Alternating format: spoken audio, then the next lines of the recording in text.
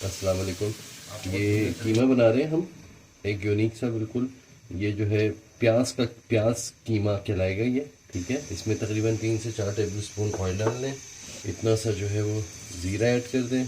2 बड़ी इलायची है जो कि हमने मुंह खोल दिए हैं इनके, ठीक है, ताकि खुशबू इसकी है। और इतना सा टुकड़ा दालचीनी का है, ठीक है। जो बड़ी इलायची है इसकी खुशबू आना शुरू हो गई। आधा किलो हमने मोटा कीमा लिया है, ठीक है, गाय का। अच्छे से भून लेंगे, धो के अच्छे से इस ऑयल में इसको फ्राई कर लें। फ्लेम को हाई कर लें। मोटा कीमा लेना है आपको, हाथ से या मशीन से आपने मोटा निकलवाना है, ठीक है। थोड़ा सा पानी इसका ड्राई हो जाए, 1 टेबल स्पून अदरक लहसुन का पेस्ट ऐड कर दें और इसको भी मिक्स कर दें। इसी स्टेज पे हम 5 मिनट के लिए मीडियम फ्लेम करके इसको ढक देंगे, ठीक है।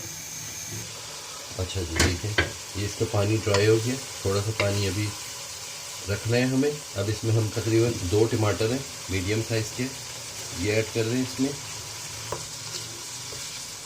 फिर इसको गलाएंगे टमाटर को, उसके बाद इसमें मसाले ऐड करेंगे। अच्छा, बहुत से लोग कहते हैं कि यार इतनी लंबी वीडियो बना देते हैं। भाई लंबी वीडियो, शॉर्ट वीडियो हम भी बना सकते हैं, लेकिन शॉर्ट वीडियो में आप लोगों को जो बातें बताई जाती हैं वो नहीं बताई जा सकती हैं। हमारा काम है सिखाना लोगों को, ठीक है। तो हम सिखा रहे हैं लोगों को, ताकि जो है वो जो न्यू कमर्स हैं, जो नए लोग हैं, नई बच्चियां हैं, नए बच्चे हैं, जो बैचलर्स हैं, वो जो है ख़ुद भी कुकिंग करें। जो मुल्क से बाहर रह रहे हैं, स्टूडेंट्स जो मुल्क से बाहर रहते हैं, उनके लिए बहुत आसान करके तकरीबन 7 से 8 मिनट में हम अपनी वीडियो को एंड करते हैं, ठीक है, ताकि देखें, सीखें और समझें। अच्छा, इसको 5 मिनट के लिए इसको हल्की आंच के ऊपर छोड़ दें ताकि टमाटर सॉफ्ट हो जाए। ये देखें, ये टमाटर गलने पे आ गया है। अब जो है अभी भी इसमें थोड़ा सा पानी है। अब इसी स्टेज पे हम तकरीबन इतनी सी जो है 8-10 दाने साबुत काली मिर्च ऐड करते हैं। स्टेज पे हम जो है 1 टेबल स्पून कुटा हुआ धनिया और ज़ीरा जो कि हमने रोस्ट किया हुआ था वो ऐड कर देंगे, 1 टेबल स्पून। 1 टेबल स्पून कुटी हुई लाल मिर्च, मिर्चें अपने हिसाब से रखिएगा आप लोग, ठीक। 1/2 टीस्पून सॉल्ट ऐड करेंगे इसमें, ठीक है। पिंक सॉल्ट यूज़ क्या करें, हम भी पिंक सॉल्ट ही यूज़ करते हैं। ये कितने अच्छे से जो है इसकी खुशबू निकल रही है काली मिर्च की और धनिया ज़ीरे की। ये इसका ऑयल ऊपर आ चुका है, ठीक है। टमाटर अच्छे से इसमें भुन चुके हैं। इस स्टेज पे हम जो है इसमें थोड़ी सी हरा धनिया, 2-3 हरी मिर्चें, जो जूलियन, अदरक, ठीक है, इसको भून लें। इतना सा पानी जो है वो ऐड कर देंगे इसमें। हरा सा कलर आ रहा है इसका कीमे का। इसको 5 मिनट के लिए जो है इसको हल्की आंच पे छोड़ दें ताकि कीमा जो है गल जाए अच्छे से, ठीक है।